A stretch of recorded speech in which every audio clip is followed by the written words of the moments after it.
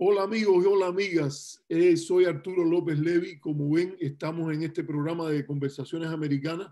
Yo hago este programa que lo hago yo personalmente con invitados y a veces lo compartimos en Nuestra América, que es otro programa que hago junto con los analistas Harold Cárdenas y Luis Carlos Batista.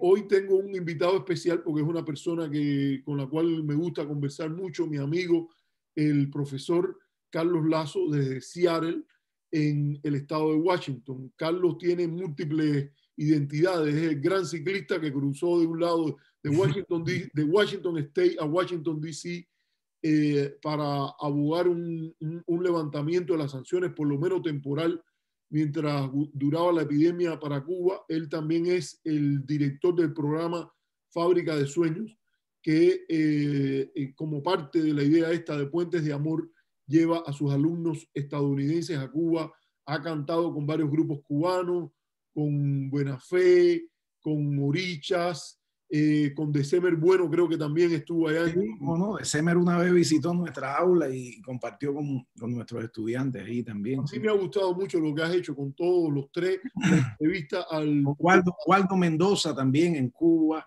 Waldo Mendoza, el guitarrista, ¿no? Cantante, Waldo.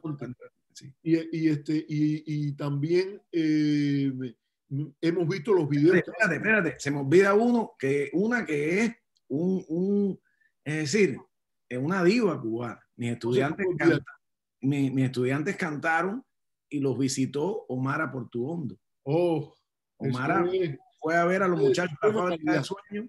Todos son buenos, déjame decirte, todos son buenos. Yo me parece que has tenido ha sido una cosa bonita porque ha habido un componente norteamericano de tu aula, que por cierto es muy plural. A mí me gusta mucho que la gente mire que hay una diversidad grande, por ejemplo, el cubano vea la diversidad grande que hay en Miami, pero también hay una diversidad que se va en otras partes de los Estados Unidos, donde tú te puedes ir ahí mismo en Seattle. Cuando yo he estado, yo he podido ir a restaurantes de los más diversos. Hay mucha gente del Asia, indios, del propio Canadá, hay gente que viene, afroamericanos, restaurantes tailandés buenísimos.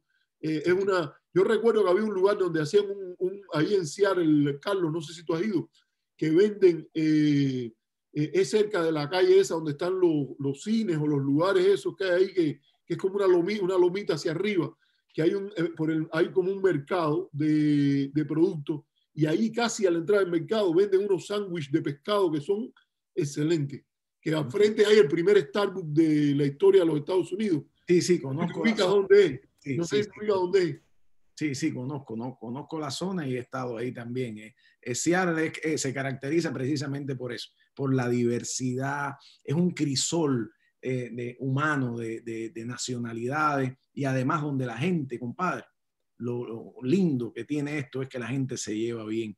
Yo tengo en mi aula, tengo estudiantes que son de orígenes de países árabes, de Asia, de China, Corea, de Vietnam, de la India, y de religiones de todo tipo también, además de norteamericanos que vienen de Arkansas, de Alaska. Tengo muchachitos que son musulmanes, otros que son sikh, otros que son, es decir, en realidad esa aula es como si tú entraras a veces a las Naciones Unidas, la verdad, y me da un gusto tremendo estar ahí. Por cierto, que vi cuando hiciste el video, cuando se produjo el triunfo del presidente electo Joe Biden, que hablaste de lo contento que estabas que el país se moviese a una situación diferente, que mencionaste esa preocupación genuina del maestro, que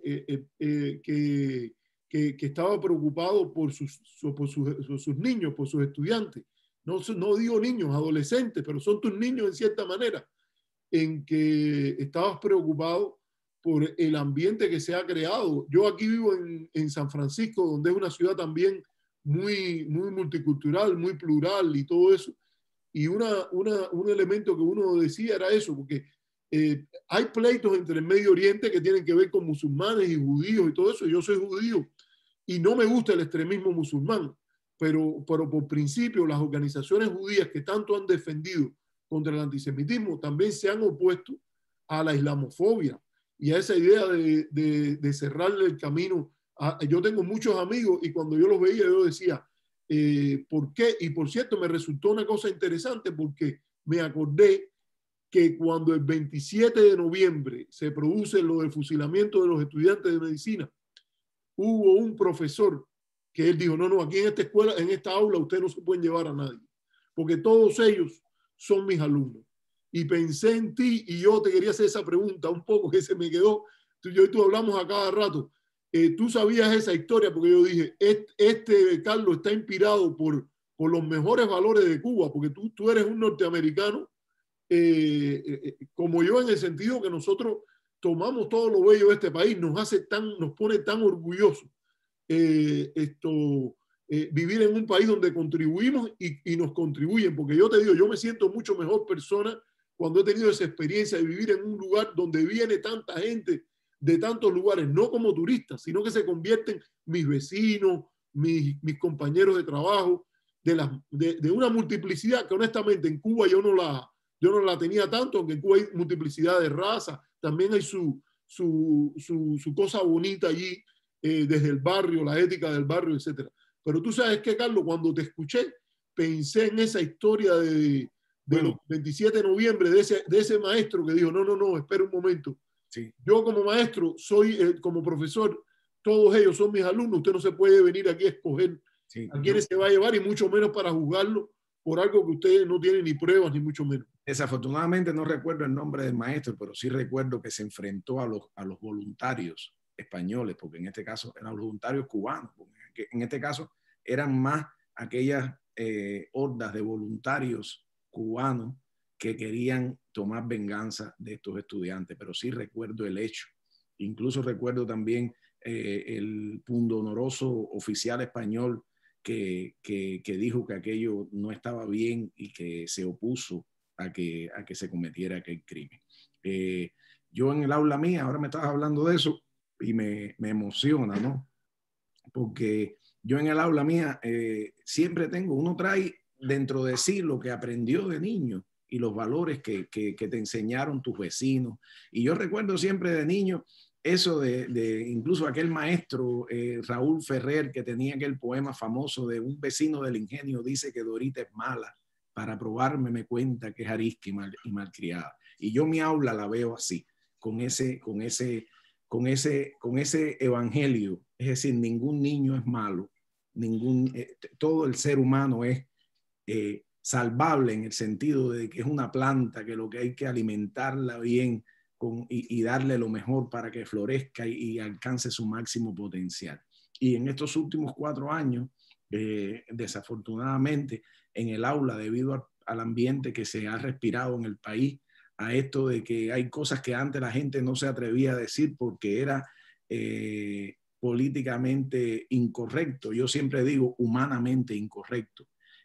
Hoy la gente se expresa y entonces pues había muchachos que con falta de madurez decían cosas que podían ser ofensivas a otros muchachitos del aula, a sus compañeritos, y decirle a un niño, por ejemplo, cállate la boca, tú lo que te tienes, te vamos a deportar para México, o cállate tú, que esto, esas cosas me duele porque además es como ver a un hijo mío decírselo a otro hijo mío. Y estas cosas siempre las enfrenté y las traté de sanar desde el lado del amor, desde el lado de que los muchachos se conozcan más, organizar actividades donde se hable de la cultura, haciendo historias de los padres, lo mismo los padres que son de aquí, de los Estados Unidos, que de otros que vienen de otros lugares, y así, poco a poco, las experiencias, el aula en realidad se convirtió en un remanso de paz y de tolerancia, y no solo de tolerancia, sino de celebrar las diferencias. Por eso me preocupaba tanto que esto que se ha destapado en el país, estas divisiones durante estos 4 años, continuaran, porque esto repercute en esos futuros ciudadanos que son los estudiantes.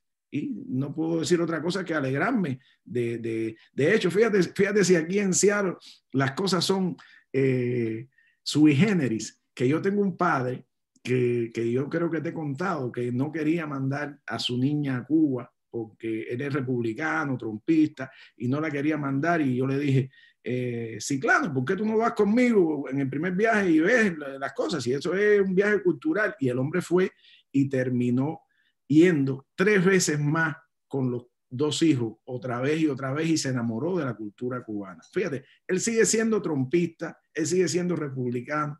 El día siguiente de la elección, él vino acá a casa para felicitarme y me trajo unos tamalitos que hizo y un pescado que pescó en Alaska que lo ahumó y, y lo abracé y le dije, sinceramente, lo único que lamento, la única tristeza que me puede dar en este momento, estoy contento, pero es que tú, que eres mi hermano, te sientas mal. Y yo no quiero que tú te sientas mal, pero creo que es lo mejor y es la democracia. Y él me dijo, no, Carlos, yo entiendo, pero fíjate hasta qué punto aquí en Seattle y en Washington se respira un ambiente de tolerancia, de respetar las diferencias desde el amor, desde la amistad. Y entonces sí, A mí, yo llegué aquí en el 2001, tú estás aquí desde antes, y yo te puedo decir que yo he visto cierto deterioro de esa convivencia.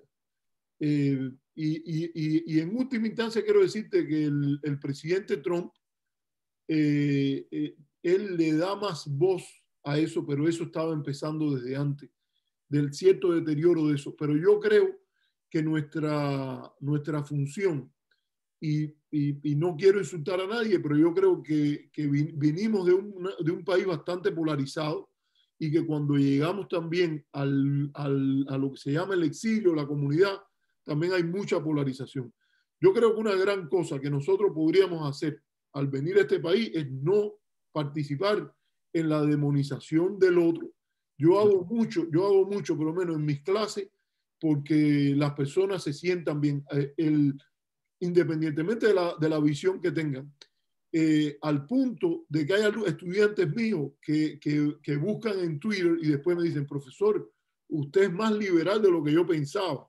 Y yo le digo, bueno, imagínese usted, yo lo que no vengo al aula a imponerle mi punto de vista. Yo soy parte de una cosa que se llama la Heterodox Academy, que es un grupo de profesores de college, de high school, que tratamos de compartir experiencias para que la diversidad se refleje no solo en la diversidad de cultura, sino la diversidad ideológica en las clases. Y una de las cosas que hice, por ejemplo, fue un ejercicio en el cual los estudiantes tenían que ver un programa que se llama The Choice, que era un documental sobre Trump y Biden, y todos tenían que decir una cosa que ellos veían positiva y admiraban de cada uno de los dos candidatos. Fíjate. Y entonces la segunda cosa es algo que no les guste del candidato que a ellos les gustaba más. Entonces, son cosas porque eso es cultivar el pensamiento crítico. Y hay que cultivar, te lo digo. Mira, quería, antes que se me pase, porque estaba hablando de los alumnos, antes que se me pase, como he estado en varias escuelas, no te voy a decir en qué escuela ni dónde pasó este acontecimiento, pero esta ola de intolerancia y esto, que se ha destapado, ha dado lugar, por ejemplo, a que un muchacho irresponsable o una muchacha escriba una frase racista y cosas que no están permitidas por las leyes de la escuela, y que el muchacho haya sido básicamente un castigado, como un time out, que lo pongan, no, tienes un día que no puedes estar en la clase, tienes que sentarte en tal oficina y ahí tomarás las clases, y el muchacho reconoció que le faltó el respeto a alguien y esto, y le han preguntado a ese muchacho que viene de un ambiente donde se incita el racismo y eso, le han dicho, ¿hay algún profesor que tú quieres que esté contigo en esta aula ahora, que te ayude y estas cosas? Y en los dos casos que ha ocurrido eso, que ocurrió en el pasado, ellos dijeron, el profesor Carlos Lazo, el señor Lazo, yo quiero que esté conmigo. Yo creo que eso está en tus programas. Cada vez que yo veo las directas tuyas en en Facebook, cuando yo no estoy en Facebook, pero los puedo entrarla porque tú las pones públicas. Yo estoy en Facebook como página, pero no, yo me quité del muro de Facebook porque personal, porque había también, es parte, en las redes sociales se ha desarrollado mucho esta acritud, digamos, de alguna manera. Y no me extraña, Carlos, no me extraña que haya pasado eso contigo por el énfasis que tú pones en ver la humanidad en la persona con la que estás dialogando. Y eso yo te digo que hay veces yo digo que tú debes estar haciendo un gran esfuerzo. Eso me trajo un problema, porque al final... Puentes de amor. Eso me trajo un problema porque a esa muchachita terminó yendo conmigo a Cuba y venía de una familia muy conservadora, muy esto, y cuando regresó de Cuba, regresó enamorada de un adolescente cubano, Wow. con canticas y eso, pero el muchacho era un adolescente de ascendencia africana. Y entonces imagínate tú, aquello fue un poco, vaya, eso no pasó de canticas, pero fíjate tú, todo el mundo se quedó así, pero ¿cómo? Porque yo creo que cuando nosotros nos descubrimos en nuestra humanidad, vemos que somos iguales, compadre, y que hay que buscar cosas que nos unan, no cosas que nos separen. A mí me pasó en Nueva York, de verdad que fue 20 años atrás, pero me pasó en Nueva York de una muchacha que venía de una muy buena posición de Pensilvania, casualmente, de los suburbios de Filadelfia. Muy buena posición económica, yendo a una escuela de Ivy League, y nosotros salimos con un grupo ahí, y yo invito a un amigo mío cubano que se había ido de Cuba a Haití, de Haití cruzó a la República Dominicana, la República Dominicana cruzó de Balsero a una isla que se llama la isla de Mona. Ajá, sí, sí. Allí aplicó aquello de pie seco, bien mojado, y él pasó por Nueva York, se quedó unos días ahí conmigo, y entonces se cayó algo ahí, no sé qué es, pero no lo voy a ir a recoger ahora. Y entonces, Carlos, salimos con este amigo mío, y ella me dijo un día a mí después: Arturo, quiero agradecerte porque aunque yo conozco y tengo personas que conozco afrodescendientes, me he quedado con muy buena impresión de tu amigo, que no voy a mencionar tampoco el nombre ahora. Y entonces hemos quedado en contacto, no sé qué. Ella después pasó, él venía para acá, para el área de la Bahía, y ella pasó por aquí, por el área de la Bahía, y lo llamó, y fueron a almorzar y todo eso. Y me dijo, yo me sentía a veces, fui educada como la mayor parte de mis compañeros de escuela, no habían afrodescendientes. Ella decía que tenía como una distancia que le parecía difícil aproximarse, saber de su experiencia, que ellos no la miraban a ella igual.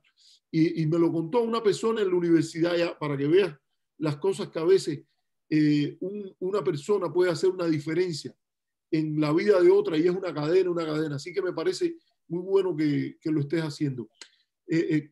Carlos, dentro de este espíritu, porque no podemos salirnos de este espíritu, quiero ponerte un video porque yo vi esa alegría que tú tuviste cuando fue la victoria del presidente electo Biden, y ahora ha pasado una cosa que a mí me parece que no tiene, es una sin razón total. De buena a primera, yo estaba viendo uno de los programas humorísticos que se hacen, creo que era el de Jimmy Fallon, y entonces pusieron el show no estoy seguro si era el de Jimmy Fallon o era en el de ¿cómo se llama el que antes hacía Jon Stewart, que ahora no me acuerdo el nombre, The Daily Show?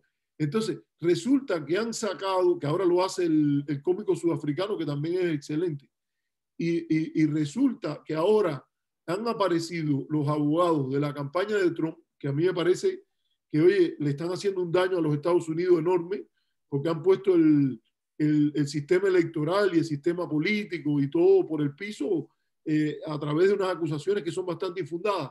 Pero la última de todas era que mencionaban a Cuba por asociación con Venezuela, por asociación de que alguien que dice que él estaba en Venezuela cuando se hicieron las elecciones en Venezuela y que él estaba con Chávez y ha hecho un affidavit y que dice de que Cuba, Venezuela y posiblemente China junto con ellos dos han interferido en las elecciones norteamericanas y le han robado las elecciones a Trump. A mí me parece que esto da risa porque vaya, la conferencia de prensa fue un desastre. A Giuliani, el abogado, que yo estaba en Nueva York, te digo, una de las cosas que también me chocó en mi vida fue haber vivido en Nueva York cuando ocurrió el artero ataque de septiembre 11 y yo vi lo que estaba sufriendo el pueblo norteamericano y desde ese entonces, como mismo tú pones esa decencia de Capdevila y todo de Federico Capdevila que quebró su espada por lo de los estudiantes de medicina, yo me dije, esto donde quiera que yo esté, si se expresa un lenguaje no de crítica, porque crítica sí puede haber, pero de odio a los Estados Unidos, yo enseguida paro a la gente, ven acá, ¿qué tú estás hablando? ¿Qué tú tienes para descalificar un país, una cultura completa? Todo ese tipo de cosas. Y el alcalde Giuliani, aunque yo siempre he tenido simpatías más al centro que el de Giuliani, para mí fue el alcalde de septiembre 11. Y sin embargo, oye, conmigo se ha caído, honestamente. De ese altar ya no está desde hace rato, pero ahora con esto ya cerró completo, cobrando $20,000 diarios para ir y decir una serie una sarta de sandeces, por decirlo de alguna manera, en la cual, por ejemplo, son como esta. Esto lo dijo una abogada bajo el nombre de Cindy Powell, y él estaba ahí, se le estaba derritiendo la pintura del pelo, inventó, como en toda conspiración, teoría de conspiración de derecha, siempre hay que poner un judío rico ahí, para que eso, yo tengo el radar. Mano tenebrosa por atrás. Sí, siempre, cada vez en las conspiraciones de la extrema izquierda ahora también que se han montado en eso de echarle la culpa a Soros de cualquier cosa, y ahora pero la extrema derecha ha sido tradicional desde la época del zarismo, todo eso, siempre tienen que poner en el mejunje ese a un judío rico para complicar las cosas. Entonces me ha resultado relativamente no, muy desagradable, indecente, por decirlo de alguna manera. No solo, si tú tienes alguna duda, plantéala, presenta una evidencia, algo así.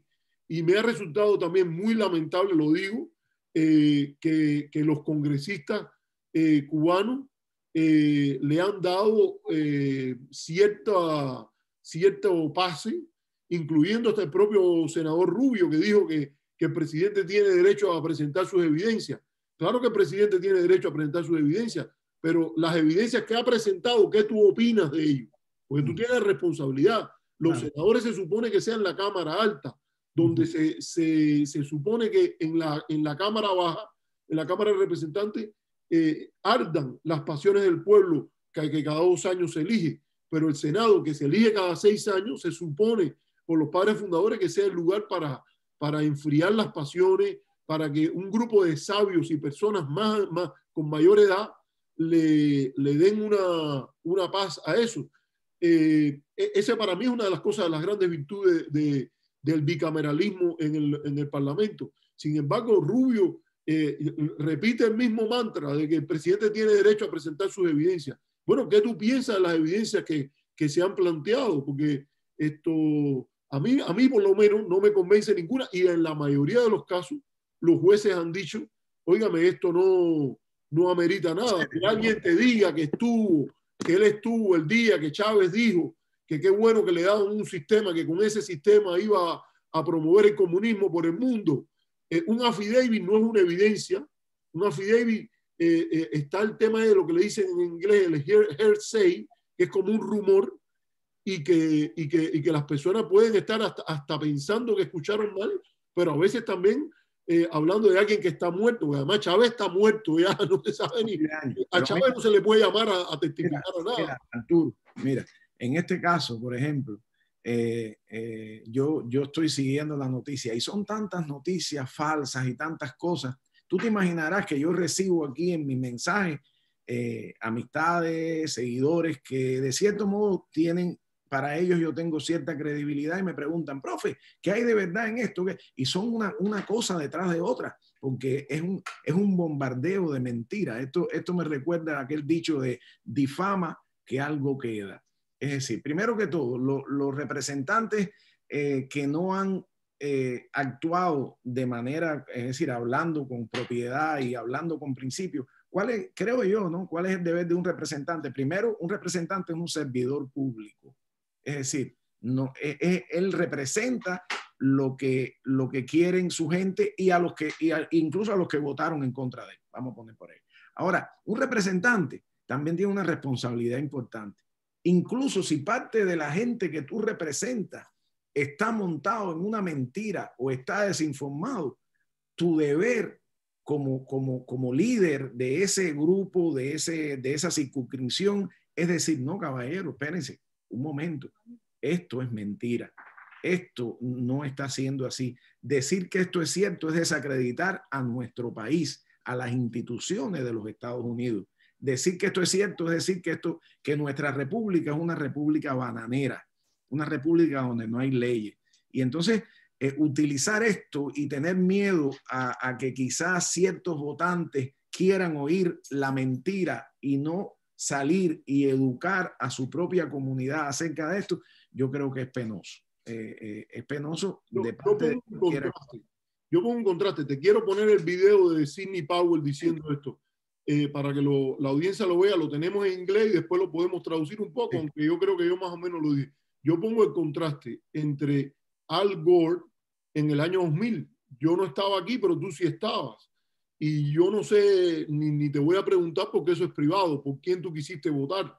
Pero no sé si estabas en la Florida o ya estabas en Seattle, porque sé que vivía aquí en Seattle. Ya vivía en Seattle. Sí. Pero yo creo que fue una de las cosas importantísimas cuando Al Gore dijo, la corte decidió, esto está contado, el presidente es Bush. Y hay una gran diferencia. Estábamos hablando hace unos días con la congresista, la ex congresista estatal de la Florida, Annie Betancourt, que le hicimos una entrevista en Nuestra América, que le sugiero a la audiencia que la vea. Y ella decía que hay una gran diferencia. En aquel caso había un conteo de votos y había se hizo un reconteo y se siguieron las disposiciones de cada uno de los estados. Y como había discrepancia con una decisión estatal, se fue a la Corte Suprema y la Corte Suprema, en lugar de apoyar la decisión del Estado, la refutó. De la Corte del Estado la refutó y siendo perjudicial e incluso rompiendo precedentes, Gore salió y dijo, esto es la realidad y reconoció lo que significa un Estado de Derecho. Yo creo que lo que tú dices es muy importante, le hace daño a la República, al prestigio. Tú no sabes cuánta gente a veces de los que uno se ha encontrado viajando por el mundo me han escrito y me han dicho, oye, ¿y el show aquel cómo sigue? ¿Me entiendes? Y yo te digo, aquí hay muchas imperfecciones, pero en cierta medida, gran parte del lodo que se le está echando es la decisión de jugar hasta con esto. O sea, lo que el secretario de Estado Pompeo llegó a decir que se estaban preparando para el segundo periodo de Trump. Eso es irresponsable totalmente. Irresponsable. Yo recuerdo cuando Al Gore y estaban las pasiones adelante y me pareció un acto de grandeza de Al Gore decir, no, ya esto hasta aquí, el país. Al Gore creo que tenía 1 o 2 millones de votos más en el voto popular, pero más allá de eso, hasta aquí, el país no puede pasar por esto. Yo concedo y adelante, porque eso fue lo que eligió la población, y aunque hubiera gente que decían que no, que sí, más allá de eso, claro, se llegó a la corte y esto, pero en este caso es terrible porque tenemos en la presidencia un presidente que al parecer sus intereses personales, hay muchas cosas ahí que no sabemos, están por encima de los intereses de la nación, de sanar la nación. Y la historia de él y de cómo se relaciona con la política ha sido una historia de esto, de crear divisiones, de crear cosas. Desafortunadamente, contra él como persona no tengo nada.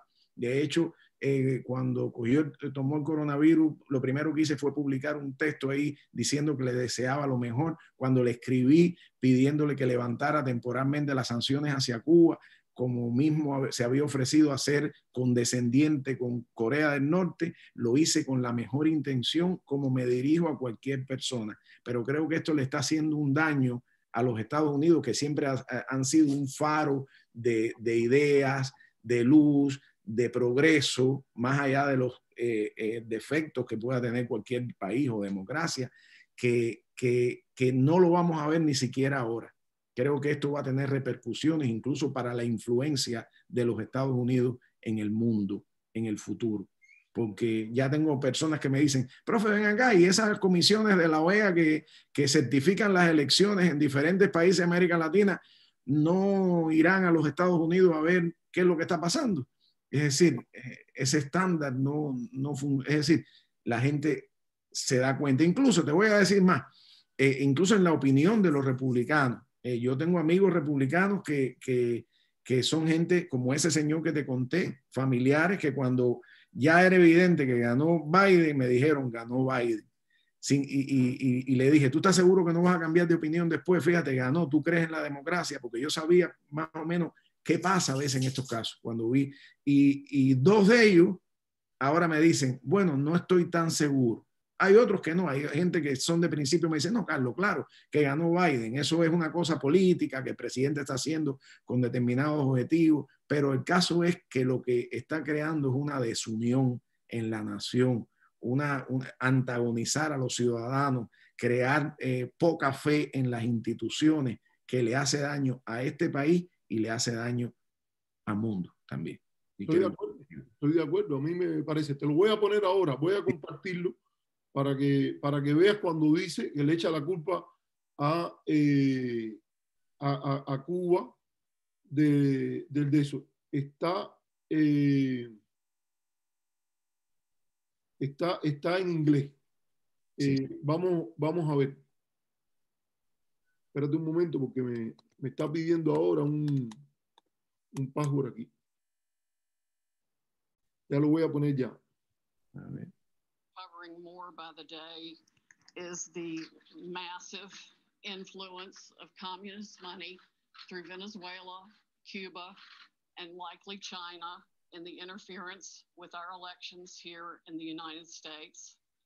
The Dominion voting systems, the Smartmatic technology software, and the software that goes in other computerized voting systems here as well, not just Dominion, were created in Venezuela at the direction of Hugo Chavez to make sure he never lost an election after one constitutional referendum came out the way he did not want it to come out.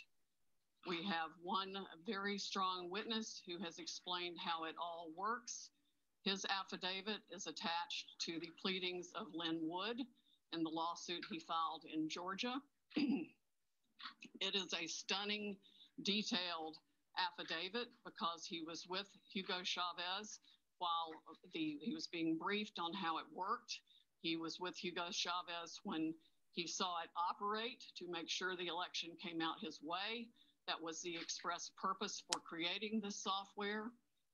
He has seen it operate, and as soon as he saw the multiple states shut down the voting on the night of the election, he knew the same thing was happening here, that was what had gone on. Qué cosa más grande. Bueno, Carlos, yo creo que hay una audiencia en español de lo que está hablando. Vamos yo creo, a decir un poquitico lo que ella dice. Ella dice que el dinero comunista está detrás del robo de las elecciones y que hay una persona que se ha presentado la demanda por fraude en el estado de Georgia y que le han agregado un affidavit. Un affidavit es como una declaración jurada en el cual está bien claro, según ella, de que el creador de la empresa del conteo de votos fue Hugo Chávez cuando perdió un referéndum, yo me imagino que haya sido el referéndum del 2004, y después con esta máquina, con este programa, este hombre que según él dice, no se sabe quién es, el hombre o la mujer, estaba junto con Hugo Chávez, y que cuando él vio que esta empresa Dominion estaba formando parte del conteo de los votos, él o ella decidieron escribir esta declaración jurada que esta abogada toma como evidencia. Déjame decir algo, que yo no soy abogado, pero sé lo suficiente de leyes para decir que en las jurisdicciones norteamericanas los affidavits pueden ser tomados o no como evidencia, y la idea esta de que alguien que se murió dijo algo y que tú vienes y ahora dices que tú estabas presente cuando esto se planeó. Oye, fíjate una cosa, el plan para desestabilizar la elección del 2020 en los Estados Unidos lo empezó Chávez en el 2004.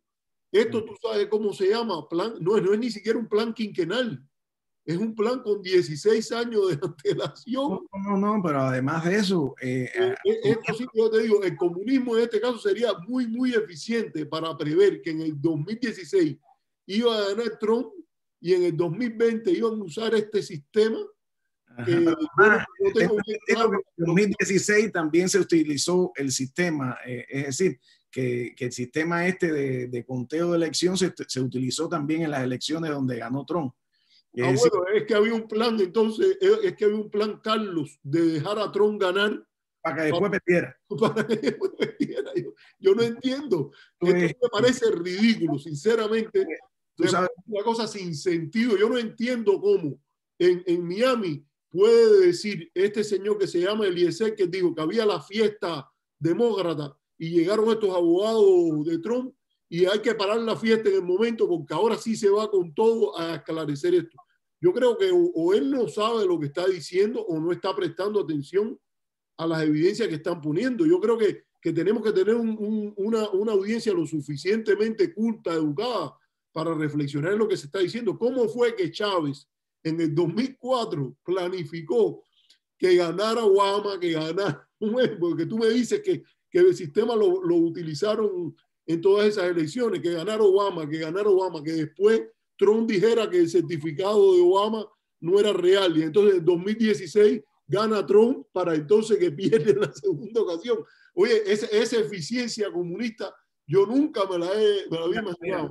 Mira, Arturo, nosotros vivimos en la llamada era de la posverdad y esto es muy efectivo debido al acceso que tenemos todos los seres humanos a esto que estamos haciendo tú y yo, a lanzar una opinión y ponerla ahí, que cualquiera la refute o la diga, pues nos da un poder extraordinario, ¿no? Porque podemos poner algo ahí. Antiguamente habían cánones periodísticos donde tú escribías una cosa y había un editor que te revisaba y te decía, no, esto de dónde tú sacaste esta noticia, qué fuente es, qué esto, qué lo otro. Pero hoy día no es así, entonces se apela. ¿Qué veo yo detrás de esto? De hablar del difunto Chávez, de Cuba. Bueno, la parte de la campaña en el sur de la Florida, en la Florida fue tratar de mezclar, de decir que los demócratas eran comunistas y socialistas y que vendría el comunismo y el socialismo a los Estados Unidos una vez Biden fuera el presidente. Esto no es nuevo, además. Esto desde el año, yo escribí un texto sobre eso hace un tiempo atrás, en el año 30 y tanto, cuando Franklin Delano Roosevelt puso el programa de retiro, el Social Security y estas cosas, ya desde ese momento lo estaban acusando de comunista y decían que el comunismo vendría a los Estados Unidos. Años después, cuando empezó a tratarse de poner el programa de Medicare desde los 50 hasta que se logró en los 60, ya habían también diciendo que el Medicare, que es el que tiene la mayoría de los ancianos que viven hoy en los Estados Unidos que trabajaron, eso llevaría al comunismo a los Estados Unidos. Lyndon Johnson firmó el Medicare, creo que fue en el año 65, y todavía el comunismo no ha llegado. Sin embargo, los viejitos que tienen más de 65 años tienen seguro médico. Y así, para no hacerte la historia larga, y que tú sabes además, en el año cuando Clinton tomó el poder, igual el programa CHIP, que era para que los niños de bajos recursos tuvieran acceso, que existe hoy día, un programa médico, también al comunismo. Obama, Kerry, que era un héroe de la guerra de Vietnam. Es decir, entonces esto es aprovechar las emociones de la gente en la Florida, en el sur de la Florida, que hay muchos emigrantes que han emigrado de países totalitarios, donde la palabra decir comunismo, socialismo es como decir, ahí viene el coco, pero eso en los Estados Unidos no funciona. Entonces, ya hay un momento en que la gente ni siquiera quiere saber la verdad. Si tú llegas con el argumento y le dices, mira, esto es mentira, la persona lo que quiere es oír algo que le confirme lo que él piensa, porque es así, la naturaleza humana es así, el confirmation bias, queremos oír esto. Y esto es seguir en esta cosa, creando teorías conspirativas para al final el 20 de enero va a estar ahí Biden de presidente. Todas estas historias se van a quedar ahí, pero lo que va a quedar es una gran división en la nación. Y es penoso. Esto se ve en los periódicos todos los días, hasta en los periódicos hay periodistas que utilizando su plataforma de periodista y utilizando el lugar responsable de un medio de prensa, permiten esto y hacen esto, compadre. Mira, yo creo, nada más que agregar la etapa histórica tan fuerte que fue muy antinorteamericana, porque fue contraria a los valores de este país, y los historiadores han sido muy duros con esa etapa, que fue la etapa del macartismo, que hizo, en cierta medida, impactó a los funcionarios del Departamento de Estado, porque parte siempre de esto es que la conspiración está metida dentro del gobierno. O sea, puede que haya una conspiración aquí, otra conspiración allá, no se puede negar el papel de las conspiraciones en la historia, pero lo fundamental que la historia se mueve no es por conspiraciones. Y cuando aparece una u otra conspiración, la usan para demostrar ese tipo. Hay incluso un autor que escribió un libro que se llama El estilo paranoide en la política norteamericana. Ahora no recuerdo el nombre del autor, pero el libro es muy, muy bueno. Y está en la época del macartismo. Y en parte yo creo que la valoración del tema Cuba, que ha llevado a 60 años de desastre, es que la revolución cubana ocurre justo cuando el macartismo estaba acabando de pasar y había dejado tremendas huellas en los Estados Unidos. Y yo creo que de esa tradición, como tú dices, se engancha lo que viene aquí. Hay una película muy interesante que quiero recomendarle a la audiencia, se llama Good Night and Good Luck, que no sé si la has visto, sí. Es sobre Edward R. Murrow, que fue un gran luchador en realidad él sí fue un luchador contra el comunismo, porque él dirigía parte de los esfuerzos hasta de propaganda en Europa y contra el fascismo, y creo que después creo que es el fundador de la Agencia de Información de los Estados Unidos, USEA, que creo que después se descontinuó y todo eso. Edward R. Murrow se llama ese periodista. Y hay otra película que también quiero recomendar que se llama Trumbo, que es sobre un director en Hollywood. El propio Charlie Chaplin sufrió. Tú que eres una persona de tanta sensibilidad cultural, el propio Charlie Chaplin fue entre la gente que por negarse a jugar ese papel de psicofante y delator de personas que él sabía que no eran antinorteamericanos y que iban y te pedían que tú dijeras otra gente que debían ser investigados y darle agua a ese molino, él se negó a hacerlo. Yo no sé si tú oíste algo, pero yo no oí ninguna evidencia contra Cuba. Primero, yo no oí ni siquiera una evidencia contra Venezuela. Fíjate. Ni contra China, pero contra Cuba, lo único que hicieron fue soltarla ahí en el caldero. Claro, de hecho, creo que ahora por la mañana, no he visto bien las noticias, pero creo que Cuba o el canciller de Cuba dijo que salió al paso, creo, y dijo, lo vi por arribito el titular, pero debe ser que Cuba no tiene nada que ver en inmiscuirse en las elecciones de los Estados Unidos. Pero más allá de eso, a mí lo que me preocupa de esto es que quedan 2 meses de presidencia de Donald Trump. Y Donald Trump en los 2 meses de presidencia puede hacer, bueno, oímos el otro día que estaba analizando atacar Irán. Es decir, Entonces, si oímos el otro día que va a sacar las tropas del Medio Oriente, de los lugares donde están las tropas, y fíjate, quizás sacar las tropas sea una buena idea, yo no estoy cuestionando eso. Yo lo que te digo, lo peligroso que es tomar una decisión así sin contar con el presidente que viene después, sin hacer estas cosas de manera ordenada. Ojalá que Donald Trump en su afán de hacer algo al final, pues no firmara o vetara la ley de ajuste de comercio con el enemigo y levantara el embargo. Pero por su historia me parece que quizás una acusación como esta puede llevar a algún irresponsable a tomar medidas o más medidas contra la familia para acusando, haciendo este tipo de acusaciones sin sentido para seguir castigando, incluso en la salida, en los 2 meses que quedan de presidencia, a la familia cubana. Eso es lo que me preocupa a mí. A mí me preocupa y creo que no está fuera de lugar tu preocupación al respecto. Porque el presidente está en lo que se le llama la fase de pato de adorno, pato ranqueante, y él ya lo ha dicho, o lo han dicho varios de sus afiliados, que él siente que la Florida en parte se la debe a la movilización que hizo allí ese sector muy alineado con la agenda macartista en Miami y que salió a defenderlo, entre otros el propio adoptó a este influyente ¿cómo que se le dice? Influyente por youtuber, Alexander Otaola, etc. Yo quería preguntarte, porque de esto hemos comentado, pero hay un caso que incluso me parece que te toca a ti, y es que yo creo que es parte de esa agenda macartista, que parte, yo digo, ojalá en los próximos 4 años se cree un espacio para que pueda haber un ambiente amistoso a la libertad de expresión, en que esos sanbenitos no se los cuelguen a la gente, como me lo han colgado a mí, se lo han colgado a otras personas y todo eso. Y me resultó interesante que un periodista del Miami Herald, un periódico en el cual yo he visto que se han publicado cosas buenas, yo seguía, por ejemplo, lo que escribía Mimi Whitefield ahí. Hay veces que periodistas como Nora Gámez publican cosas que más o menos son aceptables y han cuestionado la impunidad con que cierta gente se ha movido ahí en Miami.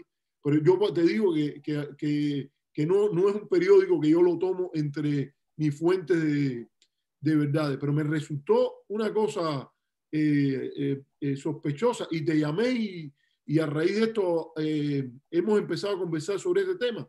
Me dijiste que iba a escribir una carta, no sé si la escribiste, sí, al nuevo Herald, en que sin ton ni son, este periodista que es de apellido Pentón,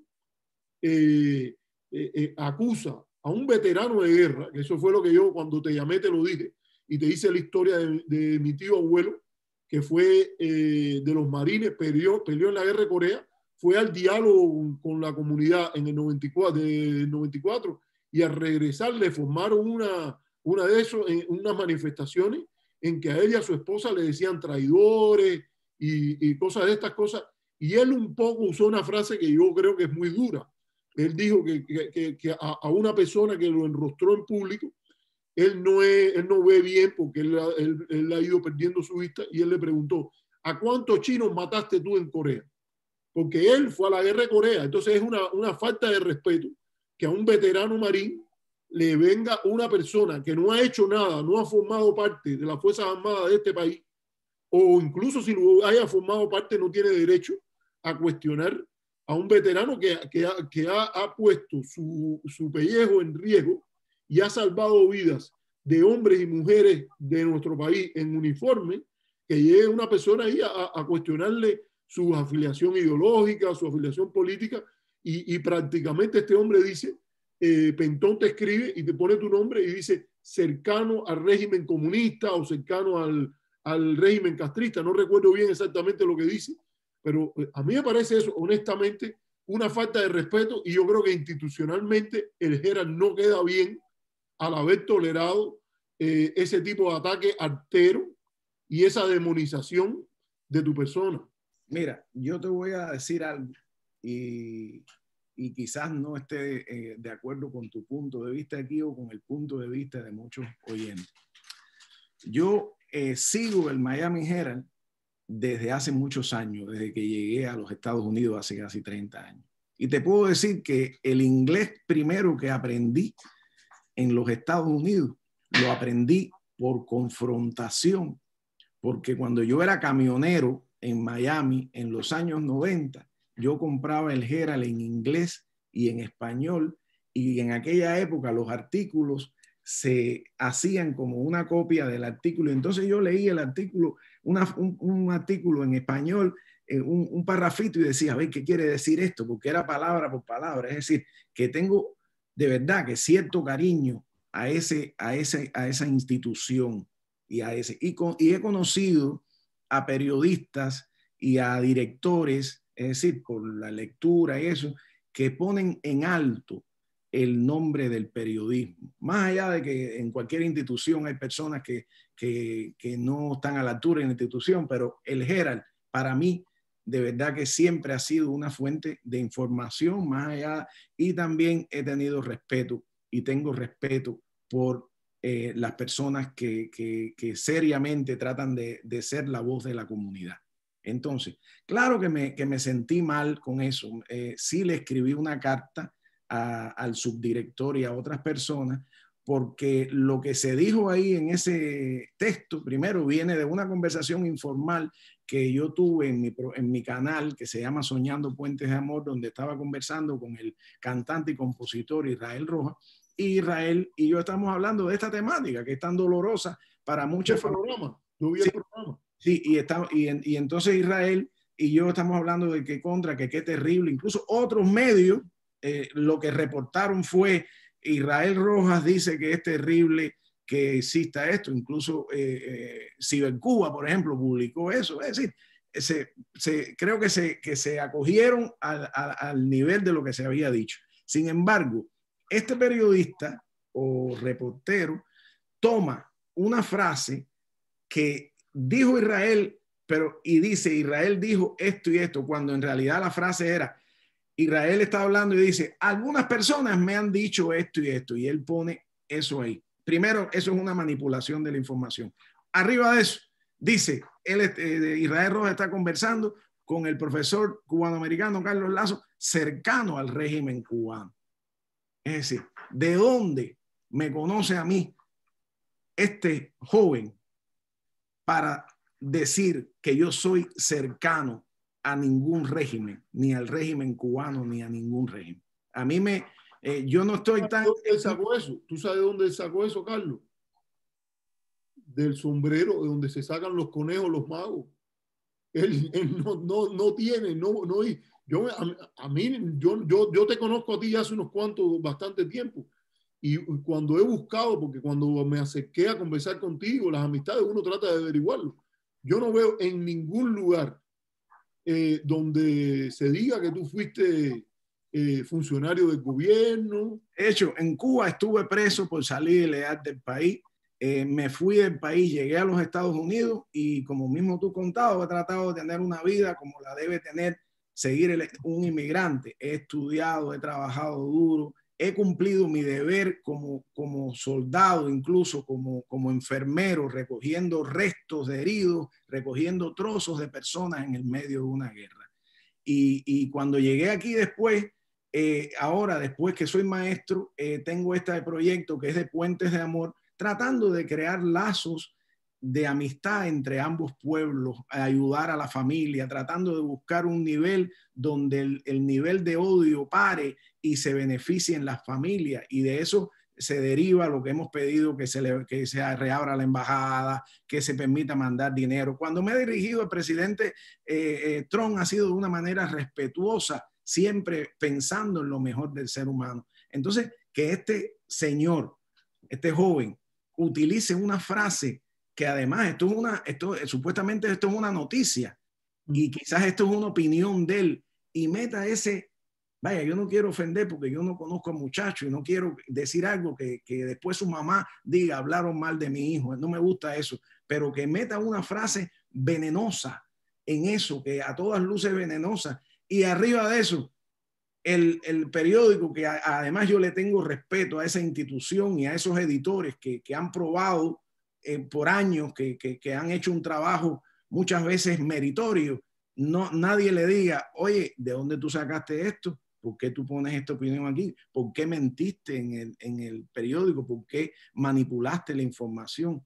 Y que sencillamente lo lancen y eso lo lean cientos de miles de personas. Se crea un estado de opinión. Y tú me preguntabas, ¿cómo es posible esto de que la gente crea las mentiras? Esto, bueno, precisamente por esto, porque periodistas quizás por ignorancia, no quiero decir ni por mala intención, fíjate, por ignorancia, por desconocimiento, por poca profesionalidad, hagan una cosa así. Yo no conozco al señor Pentón, pero tú puedes estar seguro, a mí ni me llamó para preguntarme nada, y además de eso, lo que yo soy se lo debo a los Estados Unidos, a mi gente de aquí, a las instituciones que me formaron, a las escuelas, al ejército. Lo que yo soy se lo debo a mi familia en Cuba, a mis vecinos, a las tradiciones que me formaron.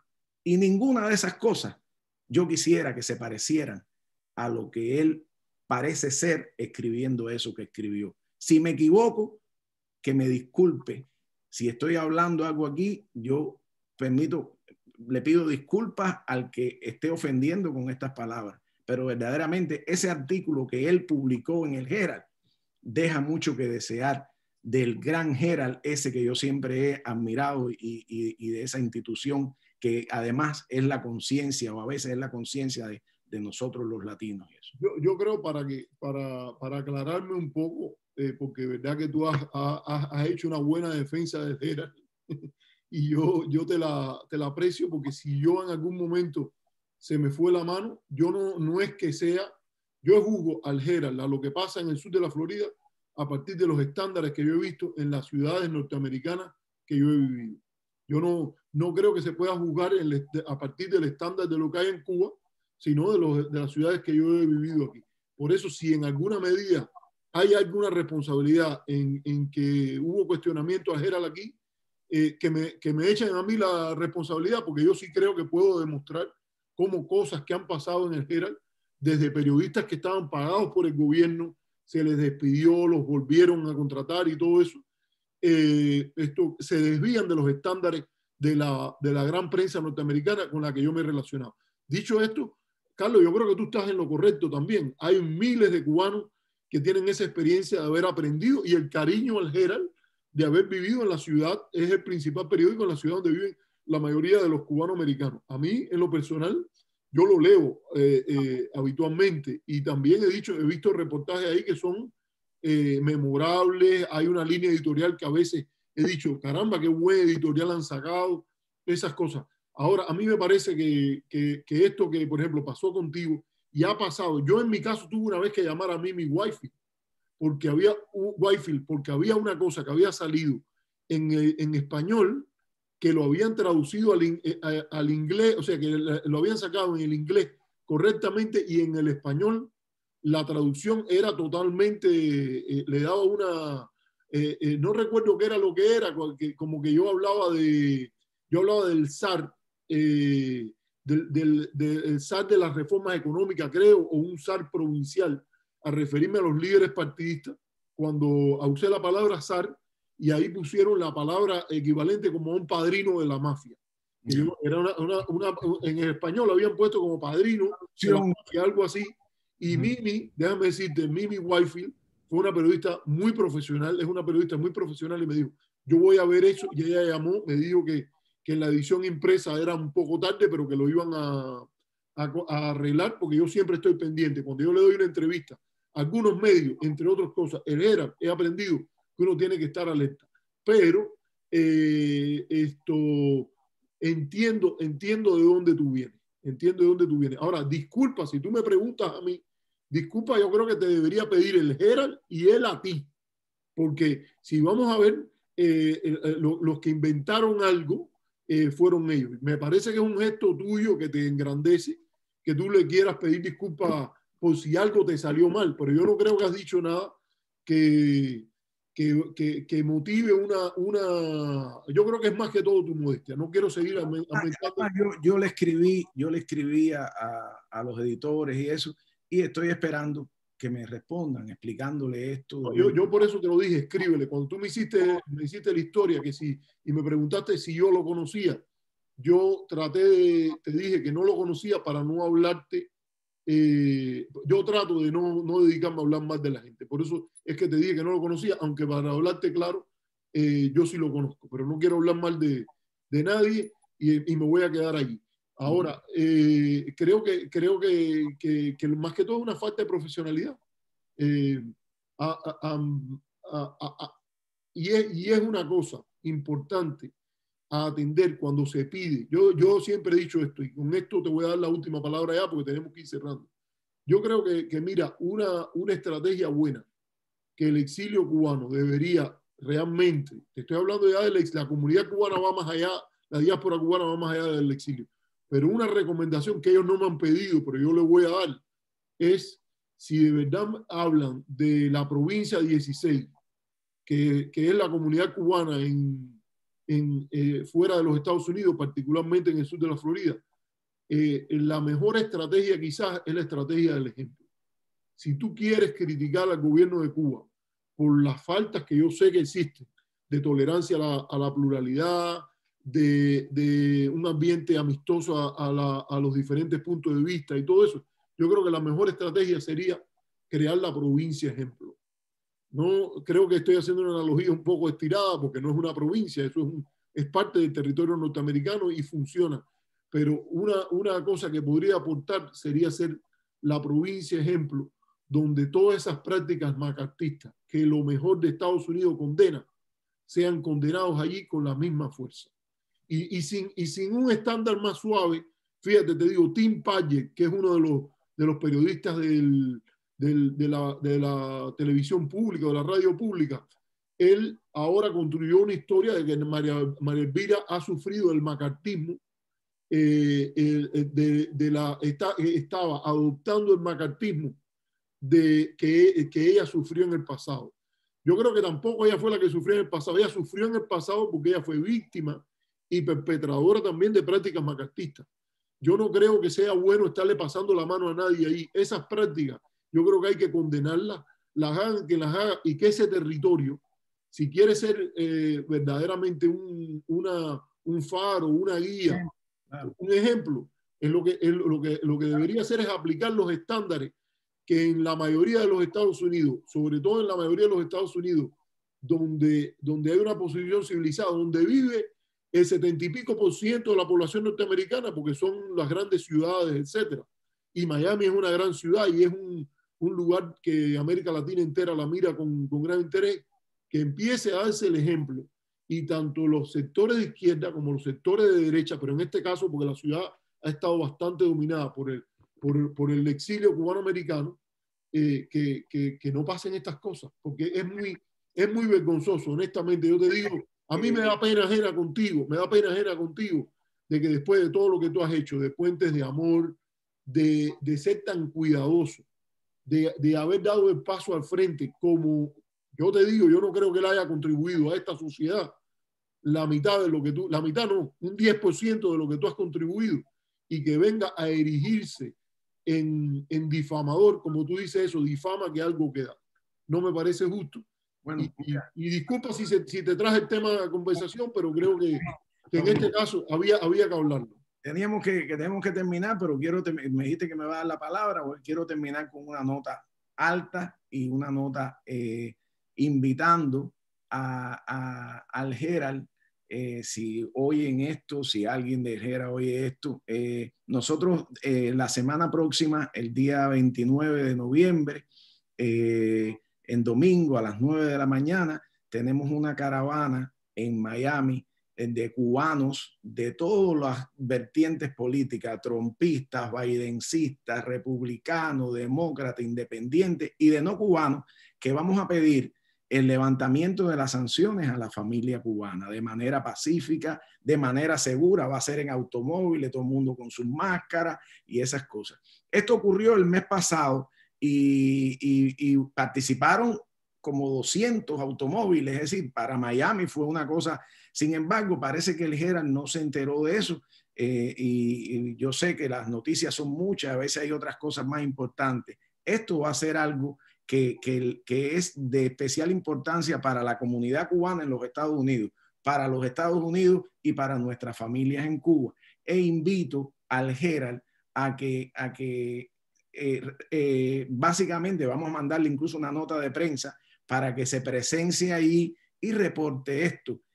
Como siempre, acogido a los más altos estándares periodísticos, no solamente reportando lo que pasa en otros lugares, que está muy bien, sino lo que pasa en la esquina de la casa. Y invito al Herald a que se persone allí, a que manden un periodista objetivo o una periodista, y que vean la cantidad de cientos de cubanos que vamos a desfilar en caravana pidiendo puentes de amor entre nuestros países y pidiendo que se levanten las sanciones contra la familia cubana. Y espero, estoy seguro que Herald va a mandar a alguien, estoy seguro que eso va a pasar. Ojalá que lo mande. Y ojalá ahí mismo Pentón coja una bocina y haga una disculpa pública y diga, y estoy aquí para cubrirlo. Y para Pentón, una rosa blanca. Eso lo aprendí desde chiquitico. Cultivo una rosa blanca en julio como en enero, para el amigo sincero, creo que me da su mano franca. Y para el cruel, que me arranca el corazón con que vivo, cardos ni ortigas cultivo, mi hermano. Cultivo una rosa blanca.